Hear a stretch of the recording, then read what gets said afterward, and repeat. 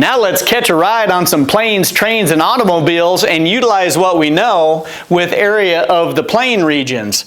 So now we're going to say that f of x is greater than or equal to g of x on the closed interval a to b. And this time I actually specifically put in that f and g have to be integrable. Then if we have that, the area between the curves f and g, bounded by the lines, vertical lines x equals a and x equals b, is going to be given by the area is going to equal the definite integral from a to b of f minus g evaluated at x with respect to x. So what I did is I drew a couple of pictures up here, and what I did is I said, hey, f, we like to use fuchsia for that, and g, we like to use green for that, right? So we have these different colors. So the top one in this case is f, the bottom one is g, and they're continuous, obviously, by the way I drew them. So if they're continuous, they're integrable.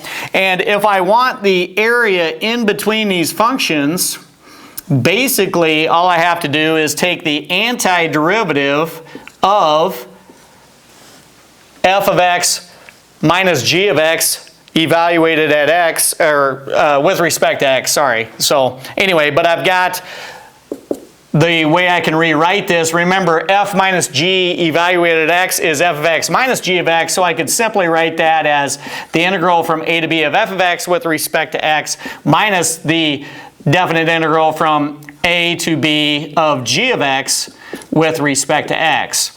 So this ends up working out to be the exact area of these curves and gives us nice little shapes in there that we can very quickly and easily find the area of these planes and catch our own ride, right? So let's look at an example of this. Let's find the area between f of x equals the square root of x and g of x equals x squared on 0 to 1.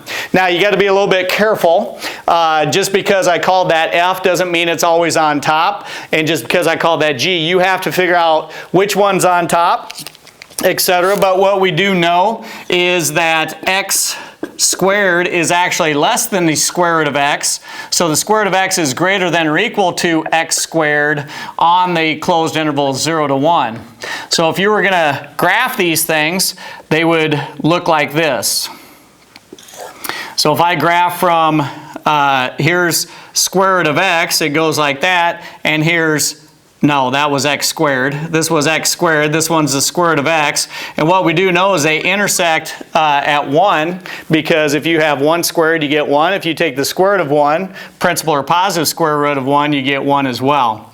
So what we have is something that goes like this.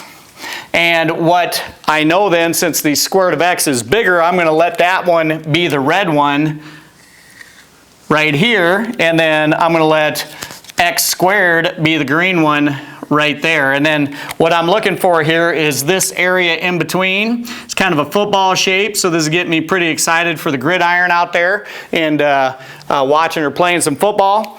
And anyway, so we've got that. We want to know what that definite integral is. So this is the definite integral from 0 to 1 of f of x minus g of x. So the one that's f, in this case the bigger one, the one that's above, is the square root of x minus x squared g of x all over, or with respect to x. So remember, I can either write this, I could separate it out, so I could say, hey, this is the definite integral from 0 to 1 of the square root of x with respect to x minus the definite integral from 0 to 1 of x squared with respect to x.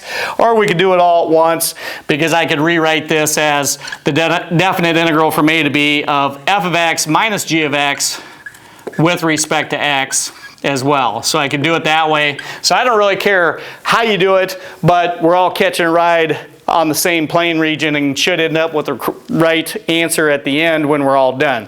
So let's go ahead and finish this out. I'm going to rewrite this instead of the square root of x. I'm going to think of this as x to the 1/2 power. In fact, I'm just going to make life a little cleaner for us. Since I have a nice dry erase, I'm just going to put that as x to the 1/2, so I can go ahead and finish this underneath. Now I can use the power rule there, so that's x to the 3/2 divided by 3/2, but instead of dividing by 3/2, I can multiply by 2/3, right? And then that's going to be evaluated from 0 to 1, so I'll go ahead and separate it out like I had it there.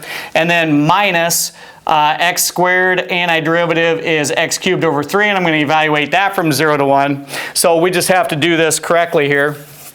And what I'm going to do is I'm going to come over here, give myself a little room, make sure that we don't miss the plane that we're looking for.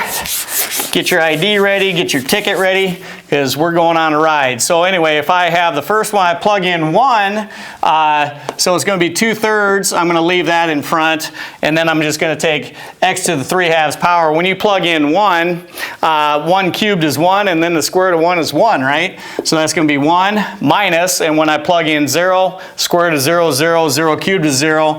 But anyway, that ends up being 1 minus 0, right? And then minus. Now I got to be careful here because I'm subtracting this whole quantity. So whatever I get for x cubed over 3, you evaluate it from 0 to 1, I got to subtract that whole quantity, so don't forget that. So if I plug in 1, I get 1/3, and if I plug in 0, I get 0/3. So this ends up just being 2/3 minus 1/3, which is 1/3 square units. And I'll just use u squared there. So anyway, it's 1/3 of a square unit that we get here, which is really a nice answer for something that's got two functions that are a little bit awkward there. So let's keep going with this example, and let's, instead of going from 0 to 1, let's go from 1 to 2. So if I go from 1 to 2, what's that look like? Well, I'm going to use the same picture here. I go from 1 to 2 here. Which one is actually bigger? The x squared actually becomes the bigger one. So that would, if I'm using my color coordination, that would be red. And then the square root of x would actually be the smaller one there.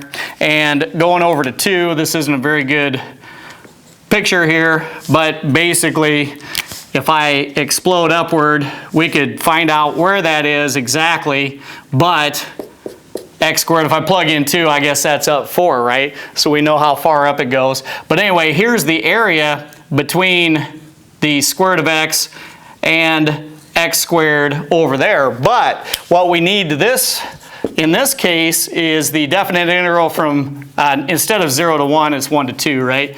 So we need the definite integral from 1 to 2 of which one's on top. It would be the x squared now minus the square root of x with respect to x.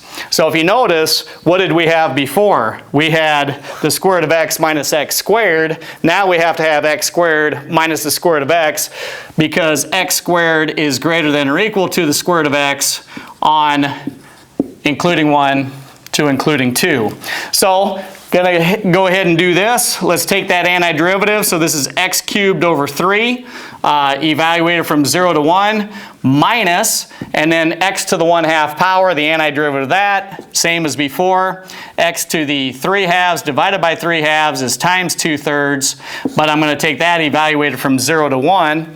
And then if I do this, plugging in 1 here, I get 1/3 minus 0, which is 1/3 for the first one, and then minus whatever I get here. So plugging in, I get 2/3,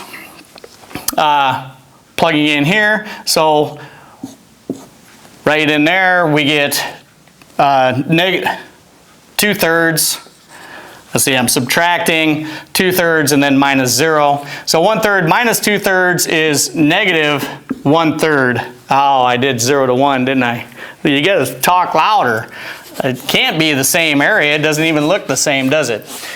And anyway, so what I was supposed to do is actually do from 1 to 2, right? So from 1 to 2, 1 to 2, let's fix this thing instead of redoing the whole video here, because it's getting kind of late. I'm going to miss my plane ride home to eat supper. So if I do this, I'm going to plug in 2 here, and I get 8/3 minus 1/3 is 7/3, right? Anyway, plugging the 1 in there. And then minus 2/3 times, plugging in 2, I've got the square root of 2 quantity cubed, so that is square root of 8, which is the square root of 4 times 2, which is 2 times the square root of 2, and then minus, if I plug in 1, I get 1 there, and I get that, so this ends up being 7/3 minus, in this case, that's 4/3 square root of 2,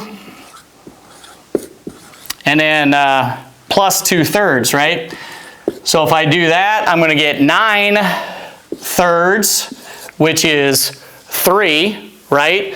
So this is equal to, I'm going to come up here, so this equals 3, so that's 9/3 is 3, minus 4 times the square root of 2 all over 3.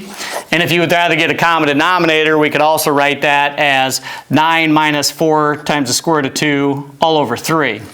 So that's the kind of clean version there. So let's go with this one. So basically going from 1 to 2, I did have to change my limits of integration. So thanks to my trusty assistant Amber for catching that mistake for me and noticing that there's 0 chance that this area wasn't more than the area that we had here. But anyway, 9 minus 4 square root of 2 all over 3 square units. And last but not least, what if I wanted to take the area from 0 all the way to 2? How would you do that? So finding the area bounded by these curves from x equals 0 to x equals 2, basically what we'd have to do is split up the interval and know where they're bigger. So if I wanted the area lastly from 0 to 2, then basically the area is simply going to be, I got to split it up from 0 to 1. So the definite integral from 0 to 1 of the square root of x minus the square root of x squared with respect to x. And then what do I want to do with that other area? I want to add that, right? So plus the definite integral from 1 to 2 of x squared minus the square root of x, because x squared is actually the bigger one, with respect to x, and then add those up. But this is kind of an easy deal now that I've actually got the right answers, because we know that this is 1/3 plus, we know this one is 9 minus 4 square root of 2 all over 3. And if I want to add those together, and I don't need the blue anymore, thankfully. If I want to add these together, I'm going to get 1/3 plus 9/3 is 10/3. And then minus 4 square root of 2 over 3, so this is 10 minus 4 times the square root of 2 all over 3, and of course that answer is square units. So if I want it all the way from 0 to 2, you just got to figure out which one's on top and which one's not, and where they're on top and where they're not. And then catch your plane, take a ride, and sit back and relax and enjoy the ride.